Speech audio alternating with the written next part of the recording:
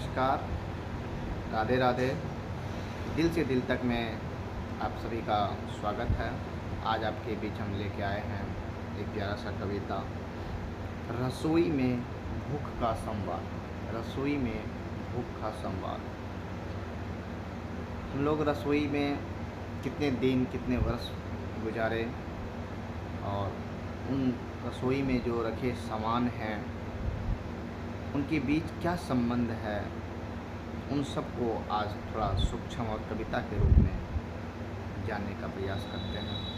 देखिए, आनंद आएगा तो आप लोग कृपया कीजिए।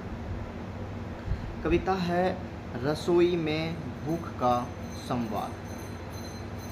कविता कहता है, कटोरा कहता है रसोई देश है, भूख की बेला है रसोई आज बोल उठी है। कटोरा कहता है रसोई देश है, भूख की बेला है रसोई आज बोल उठी है। आज रसोई पहली बार बोली। धुएं की लकीरों में लिपटा हुआ इतिहास चूल्हा खांसते हुए कहता है, मैंने ही सबसे पहले अन्न को अग्नि से मिलवाया था, तुम सब तो बाद में आए। देखिए, धुएं कैसे अपनी बात रखता है।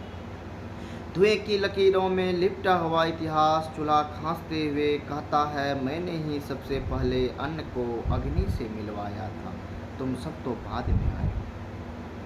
जो भी और चीज़ रसोई में है वो सब कहता है बाद में आए। फिर चक्की क्या कहती है वो देखिए। पास ही चक्की धीरे धीरे घूमती है, उसकी कराह में सदियों की स्त्रियों की हथेलियां हैं मेरे पाटों के बीच। चक्की कहती है, सदियों की स्त्रियों की हथेलियां हैं मेरे पाटों के बीच। कितने सपने पिस गए, कितने भूखों को आटा मिला, पर मेरी थकान किसी ने नहीं सुनी।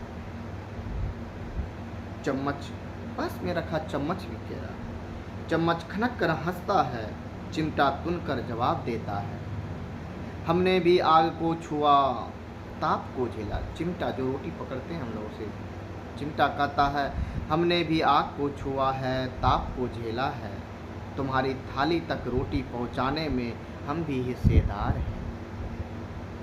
कढ़ाई क्या कहती है वो देखिए। कढ़ाई उबलती है तेल के आंच में, मैंने समय को पकाया है, हर झोंका में घर की स्मृतियाँ तली है। हर झोंका में घर की स्मृतियाँ तली है। जो छोंक लगता है उसमें ये कहता है, हर छोंक में हमने घरों की स्मृतियों को, यादों को तला है। तवा कहती है क्या। तवा तप कर कहता है मेरी सतह पर रोटी नहीं। तवा तप कर कहता है मेरी सतह पर रोटी नहीं, जीवन सिकता है। सिलबट्टा पास में रखी क्या कहती है देखिए। सिलबट्टा चुप नहीं रहता, पत्थरों की रगड़ में उसकी आवाज़ भारी है, मैंने स्वाद नहीं संघर्ष को पीसा है। मैंने स्वाद नहीं संघर्ष को पीसा है। मिर्च नमक अदरक लहसुन धनिया के साथ गरीबी की तीखी गंध भी मैंने पीसा है। उधर कोने में मटका ठंडा जल संजोए धीमे स्वर में बोलता है। मटका जिसमें जो घड़ा है जिसमें पानी रखा जाता है ठंडा, एक प्रकार से गरीब का फ्रिज है। उधर कोने में मटका ठंडा जल संजोए धीमे स्वर में बोलता है, तुम सब आग में जले, मैंने प्यास बुझाई है। जीवन का संतुलन यही बनता है, जीवन का संतुलन यही बनता है। और तभी तीखी तेज आवाज़ मिक्सर मशीन की भी आती है। अभी जो नए नए दौर में मिक्सर मशीन आई है वो भी कहाँ पीछे रहने वाली है, वो भी तो अपनी बात बताएगा। सबको चीरती हुई निकलती है, अब समय बदल गया है, मैं पल भर में सब कर देती हूँ। साइंस का कितना उपकार है हम पे देखिए। रसोई कुछ पल के लिए सन्न हो जाती है, फिर चूल्हा मुस्कुराता है, धीमे राख से ढके स्वर में गति से पेट भर सकता है, पर स्वाद तो समय श्रम और स्मृति बनाता है। जो चूल्हा है वो मिक्सर को कहता है कि उससे ठीक है, तेज़ी से खाना तो बन सकता है, लेकिन स्वाद में श्रम चाहिए, समय चाहिए और हमारी कुछ लोगों की स्मृति भी चाहिए। भूख दरवाजे पे खड़ी है, बर्तन अब भी संवादरत है। भूख अभी भी सब खड़ा है दरवाजे पे और जो बर्तन है अपने आप में संवाद सब कर रहे हैं। भूख दरवाजे पे खड़ी है, बर्तन भी संवादरत है और रसोई एक साधारण जगह नहीं, एक जीवित सभ्यता की सतह धड़क रही है। और तभी अचानक एक तीखी सीटी रसोई की नाड़ी में गूंज उठती है। तभी एक सीटी रसोई की नाड़ी में गूंज उठती है। कुकर बोल पड़ा, उसकी हर सीटी में समय का दबाव है, भूख की बेचैनी है और पकते हुए जीवन की अधीर धड़कन।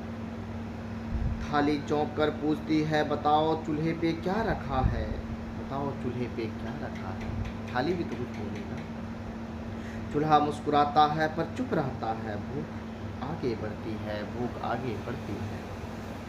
उसकी आंखों में किसी भी व्यंजन से बड़ी सच्चाई है, उसकी आंखों में किसी भी व्यंजन से बड़ी सच्चाई है।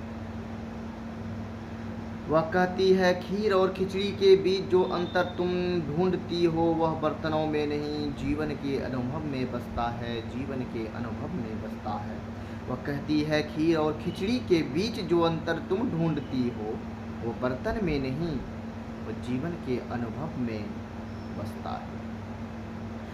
चावल भी तो चुप नहीं रहेगा, चावल भी तो कुछ कहेगा। अब आते हैं चावल, देखते हैं क्या कहता है।